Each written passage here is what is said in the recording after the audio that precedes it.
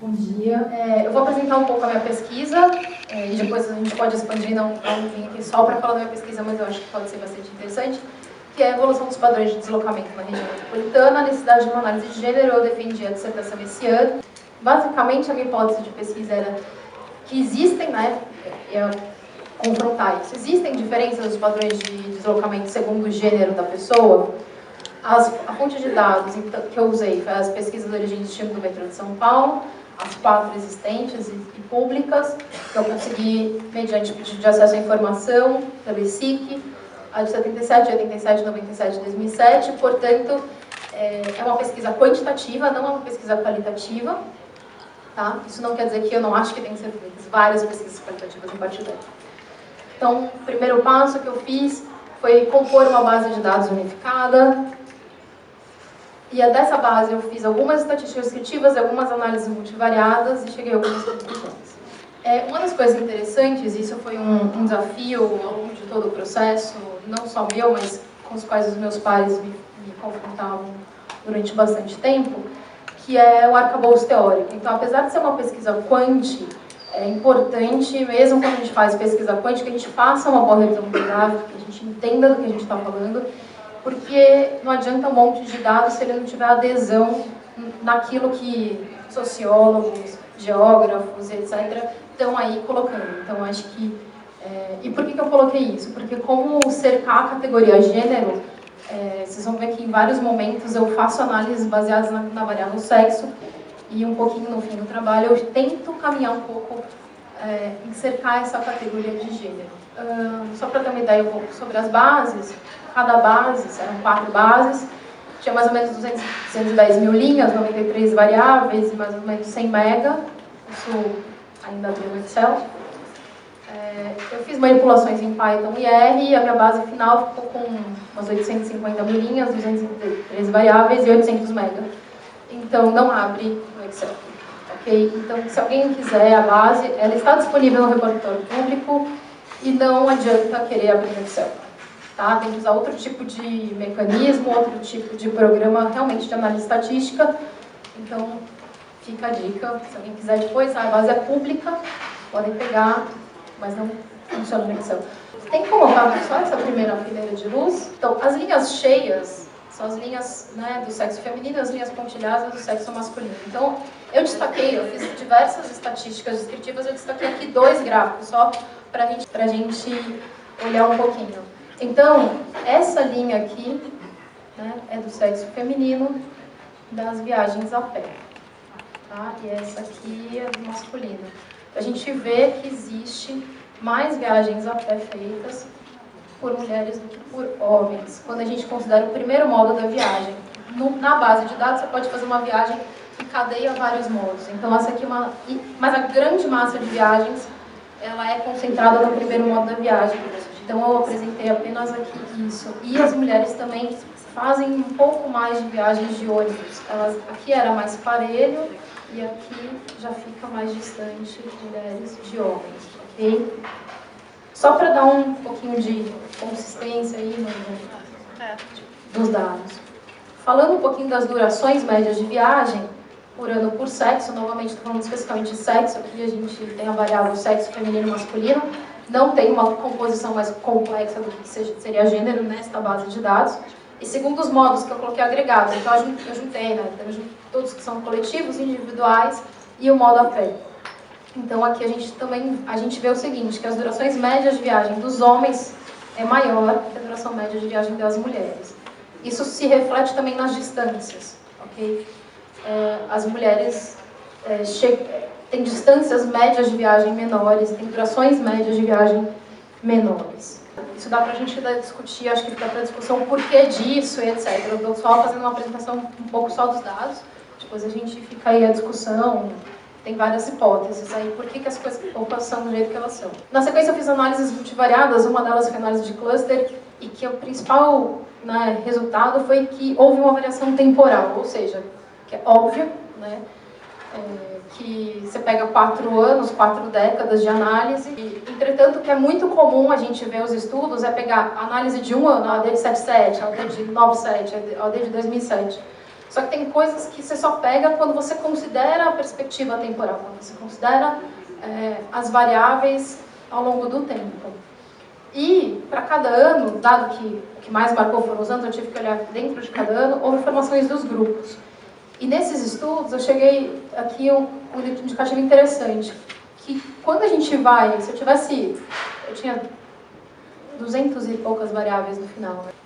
Se eu precisasse escolher variáveis para que explicasse, variáveis ligadas à pessoa, das características das pessoas, que explicassem bem, né, o seu padrão de mobilidade, seria a situação familiar dela, o grau de instrução e a renda familiar. Essas 3 variáveis são bastante relevantes na explicação dos padrões de mobilidade. Situação familiar, essa metodologia da pesquisa origem e destino, ela pressupõe que existe uma pessoa responsável pela família, uma pessoa responsável pela família.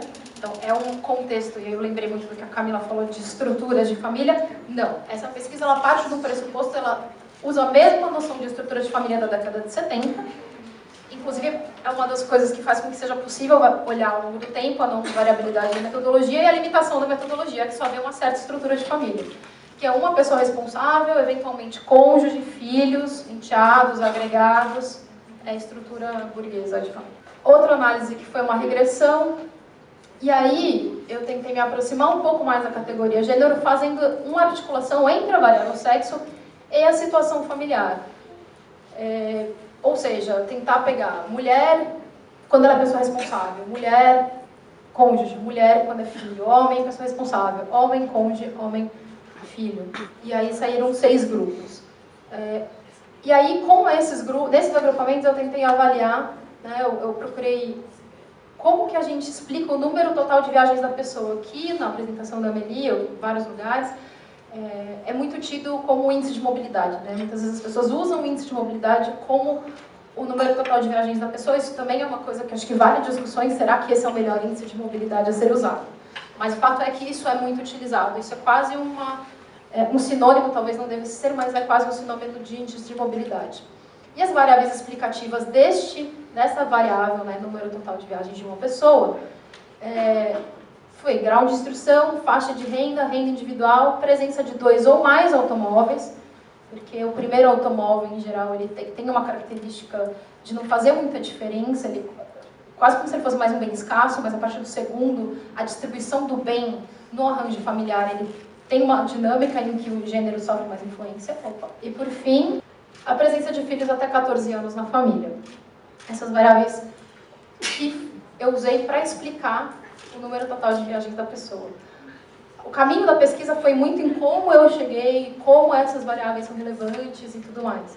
Então, é uma pesquisa longa, uma pesquisa extensa, e não vou entrar nisso aqui, mas o fato é que eu cheguei nesse conjunto de variáveis como um conjunto de variáveis interessantes para explicar o número total de viagens. E aí, daqui a pouco já estou fechando. Eu acho que vale falar um pouco de uns destaques e conclusões, porque algumas não são conclusões dessa pesquisa, algumas coisas já se vem falando há um bom tempo, né? Eu vou só falar uma coisa que é a subrepresentação de viagens a pé na metodologia. Então, a metodologia ela tem a limitação de qual é o núcleo familiar, né? É este núcleo familiar, é este entendimento de família que se pensa, né? E necessariamente a pessoa responsável, tá? Não é necessariamente a pessoa que ganha mais. Em geral é a pessoa que ganha mais. Mas se você tiver uma mãe que sustenta a família, o filho mais velho, ele se entende como uma pessoa responsável, ele é a pessoa responsável. É autodeclaração e isso acontece em algumas... Você começa a ver vários registros em que isso acontece. Outra limitação é essa questão das viagens a pé. O que se considera viagem a pé? Viagem a pé é aquela que é feita integralmente a pé da origem ao destino, exceto assim, que se você for módulo, se seu motivo é trabalho, você não necessariamente é isso, mas todas as outras viagens elas precisam ser feitas integralmente a pé, mais de 500 metros da residência. Então aquelas viagens que é muito comum, né, do abastecimento da casa, de ir na padaria, de ir na farmácia, de ir levar o filho Esse tipo de viagem, em geral, ele não é pego na pesquisa de destino, porque elas não têm motivação de trabalho, se elas estiverem dentro de 500 metros da residência. Ou encadeamento de viagem, ela não brota, né, no ponto de ônibus, alguém falou, né, mas as pessoas não brotam no ponto de ônibus, mas se esse ponto de ônibus estiver menos de 500 metros da sua casa, enfim, quando você encadeia viagens, esse trecho a pé, ele não aparece. Tá? Então, é um fato, quando eu tive que lidar com isso, é uma escolha, era a base de dados que eu tinha disponível e ela vem com essa limitação. Os grupos que mais andam a pé são as mulheres e as crianças. Né? Em geral, as crianças motivam escola, motivam educação. Ao longo do tempo, isso é interessante, né? Olhar sempre a questão de dar uma perspectiva histórica, houve uma diminuição de mulheres sem viagem. Ou seja, se você pegar o número médio de viagens das mulheres, ela é inferior dos homens. Muito por quê? Porque muitas mulheres ficam em casa. Ainda ficam em casa mais do que os homens. Então, elas ganharam mobilidade. Então, nos gráficos, se fosse tecer alguns gráficos, você vê que o número de mulheres que não fazem viagem vem decrescendo ao longo do tempo. Tá? As distâncias de viagem aumentaram para quem usa o transporte coletivo e para quem usa o individual, mas mais para quem usa o transporte coletivo. Então, a cidade está ficando menos eficiente, para todos, mas principalmente para a maioria. Dentro dos modos coletivos, o efeito do alongamento das viagens é mais sentido na alta capacidade. Talvez isso aqui seja porque o metrô e o trem não sofreram as devidas expansões nesse período, então eles estão sofrendo mais esse efeito. A duração das viagens aumentaram tanto para quem dos coletivos como para os individuais, né? Faz sentido, porque as distâncias e as durações elas se ligam, né? Se aumenta, essa também aumenta. E a taxa de incremento das durações e distâncias maior para as viagens de motivação compulsória, ou seja, se você não tem escolha, né? Assim, você tem que trabalhar. Hoje em dia a gente até tem pessoas que fazem home office numa classe muito específica, num setor muito específico. Em geral as pessoas têm que ir para o trabalho. A gente ainda está nessa realidade. Então, é uma coisa que você não escolhe. E aí acaba que o incremento daquelas que você pode escolher, né, que é lazer, e acaba, você pensa que isso pode ser penalizado, porque você gasta muito mais tempo para fazer aquelas coisas que você não pode deixar de fazer. Aí, as mulheres andam mais a pé e de transporte coletivo, com destaque para o ônibus, tá? Nem tanto para os meios sobre trilhos, mas dentro dos meios sobre trilhos, é mais no metrô do que no trem. O trem é muito mais masculino, e aí talvez isso seja uma coisa interessante de pensar, se for proceder uma pesquisa de assédio, que no trem a realidade é um pouco diferente do que no metrô, especificamente se for pensar sobre trilhos, e que no ônibus é diferente do trem, que é diferente do metrô. Então, são linhas para outras coisas que a gente precisa fazer de projetos e pesquisas futuras. Aí, articulando a condição sexo e situação familiar, que é o que eu falei, que eu tentei me aproximar da categoria gênero com as variáveis que eu tinha, de alguma maneira. E aí a situação familiar, por quê? Porque eu achei que de alguma forma ela tinha adesão um pouco na teoria da Jane Scott, do papel social que é exercido. Né? A situação familiar, de alguma forma, ela reflete o papel social que aquela pessoa exerce, né? Não só na família, mas a família é um ente social. O papel dela ali é o papel que ela está jogando na sociedade. Não dava, por exemplo, para fazer recortes interseccionais, porque essa base de dados não fornece dados sobre raça, não dava para fazer recortes sobre pessoas trans, porque essa base não fornece dados sobre pessoas trans. Então, tem várias limitações que essa base ela impõe e que serão extremamente interessantes, dariam muito mais riqueza, mas considerando que gênero é uma coisa muito mais ampla do que sexo. Então, essa foi a articulação que eu consegui fazer e acho que dá para fazer ainda um pouco mais. Se alguém quiser arriscar e fazer, eu topo fazer junto. A condição de filho, então, quando a gente faz essa articulação daqueles 6 grupos que eu falei, mulheres pessoas responsáveis, mulher cônjuge, mulher filho, homem pessoa responsável, homem cônjuge, homem filho, a gente chega à conclusão de que a condição de filho, ser filho ou enteado, confere mais mobilidade. Então, provavelmente aí, porque se a gente for, aí dá para pensar, né? O homem e a mulher, que são pessoas responsáveis, eles têm que trabalhar, então você ocupa um grande tempo, você imobiliza essas pessoas de um lugar em outro lugar durante um grande período do dia. Né? O filho, em geral, ele estuda, mas geralmente é meio período, então você tem tempo disponível para essa mobilidade acontecer. Talvez isso aqui seja muito função do tempo e do arranjo produtivo que a gente está inserido. A situação de cônjuge, ela representa um menor estímulo aos deslocamentos. E ela é mais frequente para o sexo feminino do que para o masculino. Então, a pessoa que se apresenta qual é a sua função, qual é o seu papel social, o seu cônjuge. Né? E, de alguma forma, essa pessoa fica mais imóvel. Para a mesma situação familiar, os números médios de viagem de pessoas do sexo feminino são inferiores aos masculinos, que é aquilo que a gente já tinha colocado. Porque aqui entram as questões das viagens nuas, né, das pessoas que não fazem isso. Para a mesma situação familiar, o que mais impacta o número total de viagens da mulher é, nessa ordem, o grau de instrução, a renda individual e a presença de crianças entre 5 e 9 anos na família.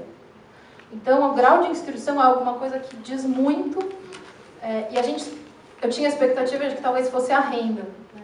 Mas, óbvio que o grau de instrução ele é uma proxy da renda, e é em função muitas vezes da renda, mas ele em si explica mais do que a renda. Quem vai explicar bastante, quem vai ter suas viagens bastante explicadas pela renda é o grupo, né, dos homens, para a mesma situação familiar. Né? Então, você pega homens e mulheres na chefe de família, homens e mulheres como cônjuges, homens e mulheres como os filhos, o que mais explica, o que mais impacta, né, o que vai dizer mais sobre o padrão de mobilidade dele é a renda, em seguida a presença de crianças de 0 a 4 e de 10 a 14. E a presença de 2 ou mais automóveis particulares na família aumenta o número de viagens para o sexo masculino mais do que para o feminino, exceto quando a mulher é cônjuge. E aqui é uma coisa interessante, talvez, de explorar, mas até uma coisa específica, o que parece que, provavelmente, sei lá, num arranjo em que o homem é a pessoa responsável por prover a maior parte da renda dali, e a mulher é cônjuge, ela só vai ter a sua mobilidade ativada quando tiver um carro sobrando, o segundo ou mais automóvel, porque o primeiro, provavelmente, é a prioridade de uso masculino. E, bem resumidamente, gente, era isso. Tem muitas coisas para falar, mas eu não queria se dar pelo meu tempo. Obrigada.